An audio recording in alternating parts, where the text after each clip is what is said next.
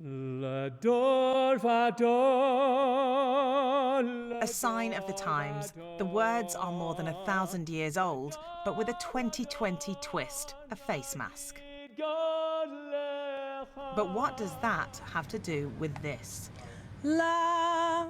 Religion and science, two parts of Professor Lawrence Lovett's life. He says that most of the evidence on face coverings looks at coughing and sneezing. He wants to know what difference they make to singing.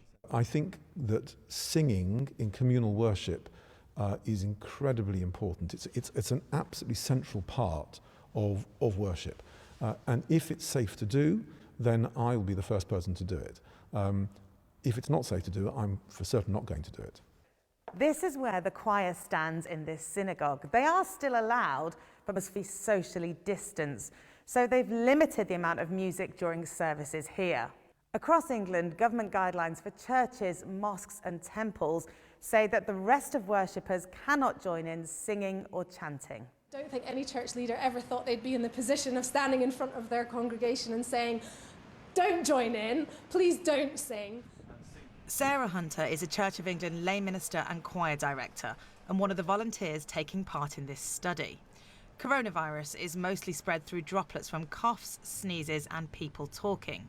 So Sarah has to breathe, speak and sing La with and without a face mask.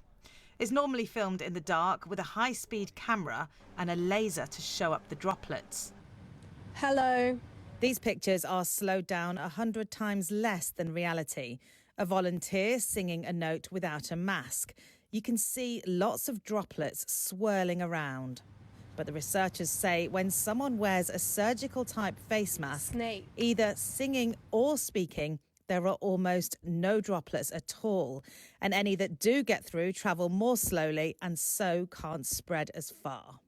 Most of the volunteers so far have been Christian and Jewish, but the team wants other faiths to take part too. I'm hoping that we can get as many people as possible to get involved in the Confess trial, especially when I think there's been such an emphasis on physical health, but spiritual health has sort of been largely ignored.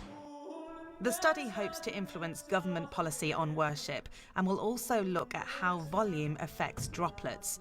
So maybe worshippers will be able to sing together, but quietly. Catherine Burns, BBC News.